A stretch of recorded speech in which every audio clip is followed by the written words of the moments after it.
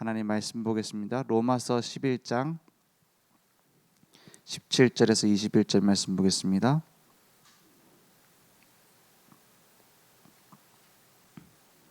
로마서 11장 17절에서 21절. 제가 한 절 여러분이 한 절 교독하겠습니다.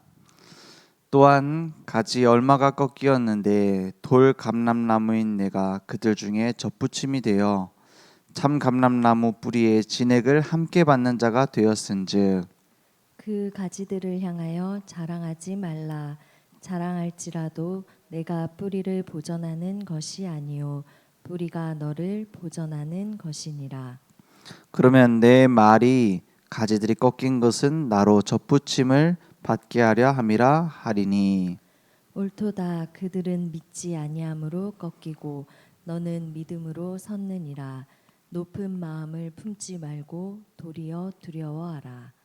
하나님이 21절 함께 읽겠습니다. 하나님이 원 가지들도 아끼지 아니하셨은즉 너도 아끼지 아니하시리라. 아멘. 참 감람나무에 우리는 접붙임 되어졌다 이렇게 말하고 있습니다. 이방인들의 구원, 유대인을 하나님이 먼저 부르셨어요. 그런데 유대인을 먼저 부르신 것은 유대인만 구원하고 이방인은 버리기 위함이 아닙니다. 하나님께서 처음부터 뭘 부르셨느냐? 여자의 후손 언약 가진 남은 자를 부르셨어요. 그런데 그 언약을 놓치고 뭐 하느냐? 네피림에 빠졌습니다. 네피림 시대에 방주 안에 들어오면 산다. 이 은혜를 주셨어요. 그리고 나서 방주 사건 이후로 대홍수 이후로 또다시 바벨탑을 쌓습니다. 거기에서 한 민족을 세워서 제사장 나라를 만들어야겠다. 그 시작이 아브라함이었습니다. 아브라함 이후로 이삭, 야곱, 그 야곱이 유대인들이 말하는 이스라엘 백성의 12지파의 조상입니다. 그 야곱의 아들들이 이스라엘이에요. 그래서 그 12지파를 보고 우리는 유대인이라고 부릅니다.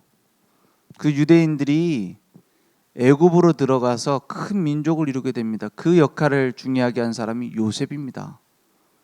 그때부터 유대인 그 민족이 형성이 된 거예요. 히브리인들. 그러면 하나님이 유대인만 불러서 구원하겠다? 아닙니다. 그 전부터 계속 구원을 얘기했어요. 여자의 후손, 방주 계속 얘기한 겁니다. 그 유대인들에게 중요한 언약을 주셨는지 뭐냐? 모세를 통해서 이스라엘 백성이 애굽에서 나올 때에 율법의 약속을 주신 거예요. 시내산에서 율법 언약의 체결을 한 겁니다. 너는 나의 백성이고 나는 너희의 하나님이다. 우상 숭배하지 말고 금송아지 같은 거 만들지 말고 내게로 와서 성막으로 와서 예배 회복해라. 그 약속을 계속 하셨던 겁니다. 근데 이스라엘 백성이 그것을 계속 놓쳐요. 그래서 뭐 하느냐? 우상 숭배에 계속 빠집니다. 그게 구약 내내 반복되어지는 일들이에요. 사사기에만 반복되는 게 아니고 나중에 왕이 다스릴 때는 왕이 우상 숭배하면 같이 망하고 왕이 하나님께 돌아오면 같이 회복되어지고 이게 반복되어집니다. 그러다가 포로로 나중에는 속국으로 그 속에 누가 오셨냐? 예수님이 오신 거예요. 그 예수를 그리스도로 믿는 자 영적 이스라엘이 되는 겁니다. 그죠? 그래서 유대인들한테 뭐라 하냐? 유대인들도 율법 지켜서 구원받는 것이 아니라 너희들의 지혜로 구원받는 것이 아니라 예수 믿어 구원받는 것이다. 그 얘기를 쭉 앞에 한 겁니다. 그리고 이방인들은 뭐냐? 이방인도 마찬가지 믿음으로 구원받는 것이다. 그 믿음은 어떤 믿음이냐? 참 감람나무 되시는 예수, 그 참 감람나무 되시는 예수 그 이름으로 뿌리 내리는 거예요. 그러면 어떻게 되어지냐? 오늘 말씀에 보니까 17절에 보니까 또한 가지 얼마가 꺾이었는데 돌 감람나무인 내가 그들 중에 접붙임이 되어 참 감람나무 뿌리의 진액을 함께 받는 자가 되었은즉 이렇게 말하고 있어요. 예수님이 말씀하셨습니다. 내가 곧 길이요 진리요 생명이니 나로 말미암지 않고는 아버지께로 올 자가 없느니라. 그 생명 되시는 그리스도의 진액을 받은 거예요. 살리는 생명. 하나님이 세상을 이처럼 사랑하사 누구 주셨어요? 독생자를 주셨으니 이는 그를 믿는 자마다 멸망하지 않고 영생을 얻게 하려 합니다. 그 영생, 그 생명을 말합니다. 영생이 오래 사는, 영원히 사는 것을 말하는 게 아닙니다. 지옥 가도 영원히 살잖아요. 하나님 말씀하신 영생이 뭡니까? 영원히 사는 게 아니라 하나님과 함께 사는 거예요. 물고기가 물에 사는 것처럼, 나무가 땅에 뿌리를 받고 살아야 되는 것처럼 하나님과 함께 하는 생명을 영생이라고 합니다. 원래 인간에게 주어진 생명.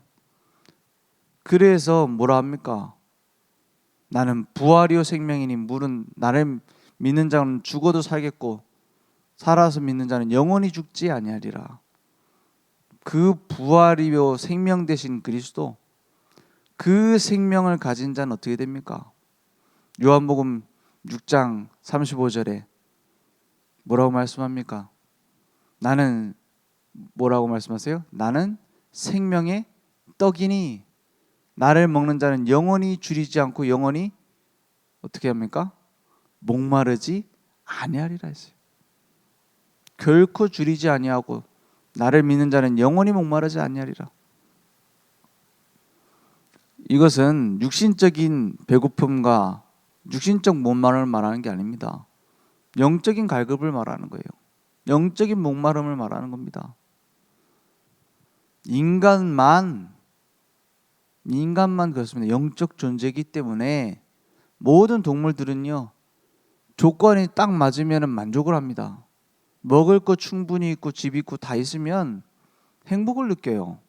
인간만 모든 걸 다 가지면 불안과 염려 그리고 거기에서 허물을 느낍니다. 왜냐? 영적 존재이기 때문에. 그 갈급함은 뭘로만 채워져요? 생명의 떡 대신 예수 그리스도, 생명의 물 대신 예수 그리스도, 생명의 빛 대신 그리스도의 빛이 비춰져야 끝나는 겁니다. 까만 커튼 닫혀놓고 문 다 닫아놓고 불 끄면 아무것도 안 보이죠. 깜깜합니다. 거기다가 어둠아 물러가라 암만 소리 지르고 북치고 장구치고 데모해도 어둠은 도망가지 않아요. 어둠을 없애는 방법은 간단합니다. 전등 스위치 키면 돼요. 빛이 비춰지면 끝나요. 그 빛이 내 인생에 비춰지면 모든 어둠은 끝나는 겁니다. 우리 구원받았는데도 불구하고 우리가 가지고 있는 그 옛 체질이 있을 수 있어요. 그죠? 나도 모르게 자꾸만 그 또 계절도 타잖아요. 뭐 가을만 되면은 막 외로워지고 그런 게 있을 수 있다니까. 구원받았는데도 불구하고. 그러면 그것을 내가 해결하려고 물론 좋은 방법들이 많습니다. 운동도 하고 좋은 것도 먹고 건강할 수 있는 과학적인 여러 가지 방법이 있어요. 근데 그것 말고도 뭐부터 되어져야 되느냐? 제일 먼저 해결돼야 될 게 뭐냐? 하나님과 소통하는 힘을 갖는 겁니다. 거기에서부터 오는 힘이 나를 살리고 모든 부분을 살릴 수 있게 돼요. 그게 치유 아닙니까? 그래서 영적인 치유부터 먼저 되어져야 돼요. 정신 질환이 심한 사람 같은 경우에는 일단 약부터 끊고 말씀으로만 치유받아야 된다. 이렇게 되면은 말씀을 제대로 듣지 못해요. 그럼 뭐부터 해야 됩니까? 병원에서 시키는 대로 의사가 처방하는 약을 먹고 그리고 나서 말씀 속으로 집중할 수 있도록 도와줘야 되는 거예요. 그 말씀 속을 집중하면서 적당한 운동, 적당한 음식, 몸의 그 균형을 가져다 줄 수 있는 여러 가지 치유를 같이 하는 겁니다. 제일 중요한 거, 영적인 힘을 얻을 수 있는 복음으로 집중할 수 있는 것을 만들어 주는 거예요. 그러면 치유된다 안 된다가 아닙니다. 살리는 힘이 생겨요. 그러니까 생명의 빛이 내게 딱 비춰지면 살아나기 시작하는 겁니다. 그러면 특별한 환자한테만 해당되는 얘기냐? 아닙니다. 내게 치유할 수 있는 힘이 있어야 치유를 해줄 수 있게 돼요. 그러니까 우리는 무엇을 받은 자냐? 참 감람나무 뿌리의 진액을 함께 받는 자가 되었어요. 그걸 내가 먼저 누려야 된다니까요. 내가 늘 모든 삶에서 하나님과 함께하는 비밀을 누리고 살리는 힘을 누리고 그리스도께서 생명 되신 그 비밀을 누리고 그러면 어떻게 되냐? 다른 사람을 살릴 수 있게 되어져요. 내가 힘이 없는데 어떻게 살립니까? 살리고 해방하고 소망 주는 것 내게 먼저 적용돼야 돼요. 그러니까 요한복음 15장 4절에서 6절에도 내 안에 거하라 이렇게 말하시네요.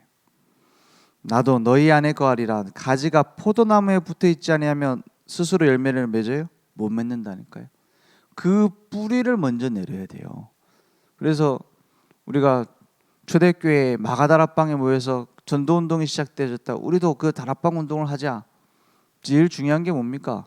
내가 먼저 올바른 복음 알아야 돼요. 복음을요 그냥 지식으로 알고 있는 게 끝이에요. 그러니까 예수 얘기 안 하는 게 아니라 예수 얘기를 집중적으로 누릴 수 있도록 말하지 않는 게 문제예요. 중요하게 생각하지 않고 그냥 하는 거예요. 그냥 성탄절이니까 예수님, 부활절이니까 뭐 예수님. 내가 세상 끝날까지 너희와 항상 함께 있는다고 했습니다. 주님이. 그럼 어떻게 해야 되죠? 우리 항상 예수 얘기해야 되는 거예요. 항상 예수 누려야 되는 거예요. 그래야 나를 살리고 세상 살리는 거 아닙니까? 그래서 날마다 내 안에 거하라. 그래야면 스스로 열매 맺을 수 없는 우리가 하나님과의 관계에서 비밀을 누리고 있으면 그리스도의 생명을 누리고 있으면 그 생명이 열매로 맺어지는 것이 나오게 되어 있습니다. 그러니까 하나님과 함께하는 생명을 누리게 되는 거죠. 그러니까 모든 사람 살리는 다른 힘이 생기는 겁니다. 기도가 뭡니까? 하나님이 다 알고 계시는데 뭐하러 기도합니까? 많은 사람들이 뭐 그런 식으로 기도하잖아요. 주님 이런 문제가 있습니다. 저 한 번씩 기독교 방송 이렇게 들어보면은 그런 프로그램이 있더라고요. 무엇이든지 지금 연결해 가지고 기도 제목을 얘기를 해주면 우리가 같이 막 중보 기도하겠습니다. 이런 얘기들인데 대부분 뭐냐면은 그거예요. 아픈 거 고쳐달라. 대부분 자식 지금 시험, 남편 회사 잘 되게 해달라. 다 그 기도 제목이에요. 그럼 막 열심히 기도합니다. 올바른 기도가 뭐겠습니까? 올바른 기도를 하려면 올바른 복음을 누려야 돼요. 올바른 복음을 누린다는 것은 올바른 구원을 누린다는 것입니다. 내가 받은 구원이 어떤 구원인지, 내게 주신 생명이 어떤 생명인지, 포도나무가 그 가지를 살리는 것처럼 내 안에 계시는 그리스도께서 나를 살리는 게 기도의 시작 아닙니까? 우리가 하나님과 통하는 기도를 해야 될 중요한 이유가 뭐냐? 모든 것은 하나님께로부터 옵니다. 모든 진액, 모든 능력은 하나님께로부터 오는 거예요. 기도해야 이게 하나님께로부터 오는 힘이구나 깨닫게 돼요. 안 그러고 그냥 하나님이 힘 줘버리고 하나님이 권능을 주고 하나님이 능력을 주면은 내가 잘하는 줄 알 거 아닙니까? 그러니까 오늘 말씀처럼 니네들이 뭘 자랑하겠냐. 18절에 그 가지들을 향하여 자랑하지 말라. 자랑할지라도 내가 뿌리를 보존하는 것이 아니요 뿌리가 너를 보존하는 것이니라. 그걸 깨닫기 위해서 기도하는 거예요.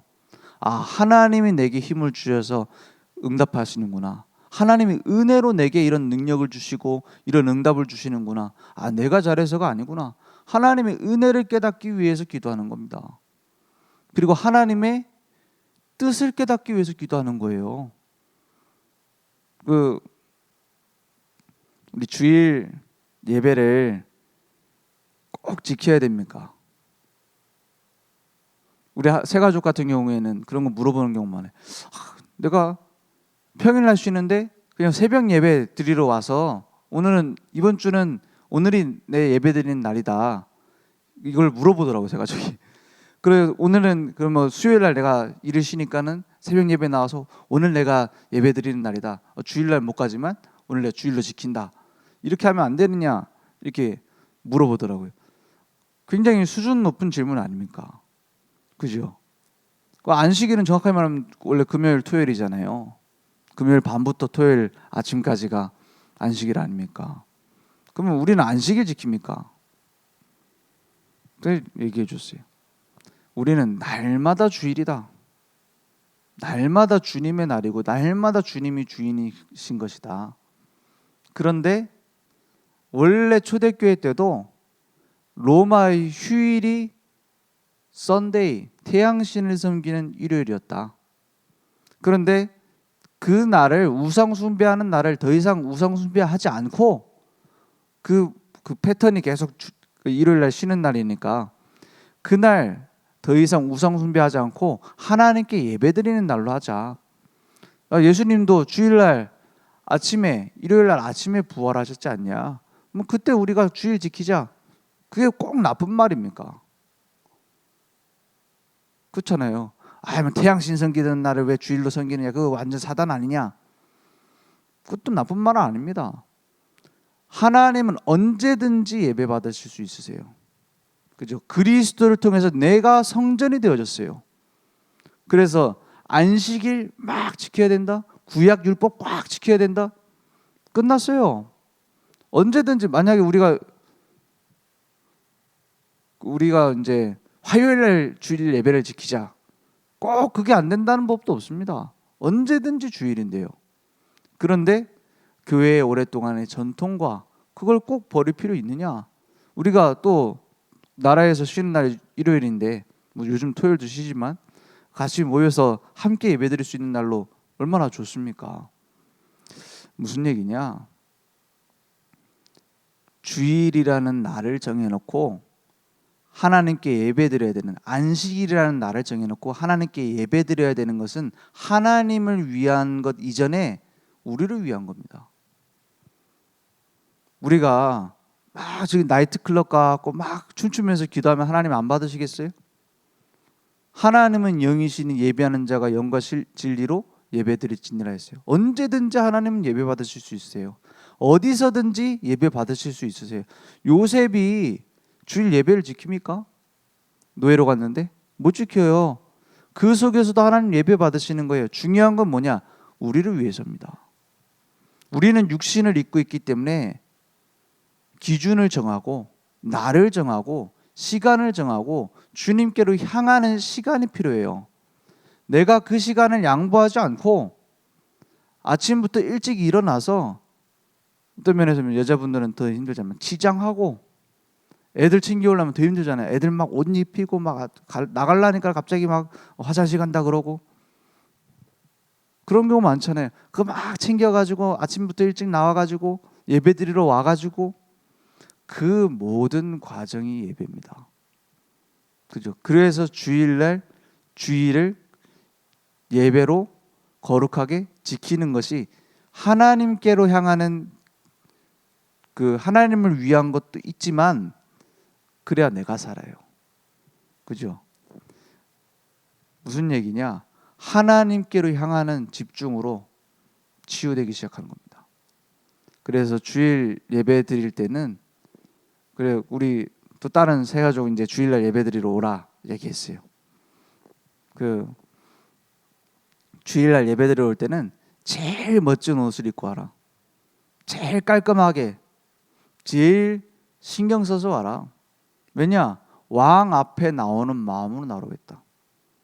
왕 앞에 나오는데 막 지금 입고 있는 티셔츠 입고 막 슬리퍼 질질 끌고 나와요? 우리 애들한테도 그렇게 가르쳐야 돼요.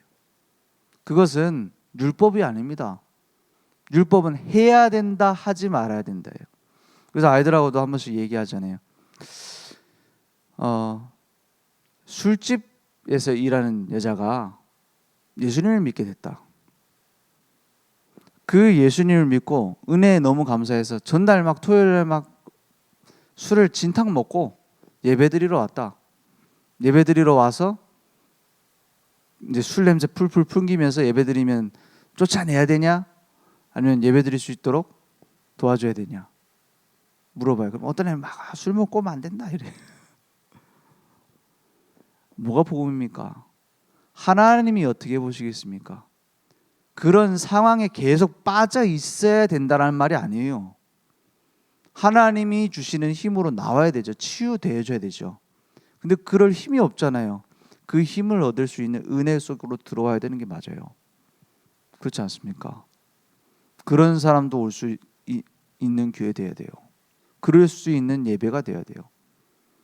그런데 또 반대로 만약에 니네가 우리 렘넌트들한테 니네들 막 전날에 술 먹고 왔고 예배드리면 어떻게 되겠냐? 그러면 그날은 옥상으로 끌려가는 날이야. 혼나야 돼. 그렇잖아요. 그래서 율법은 형벌입니다. 안 하면 벌 받아야 되는 그런 게 율법이에요. 복음은 사랑입니다. 하나님께로부터 오는 사랑을 받고 하나님을 사랑하기 때문에 드리는 거예요.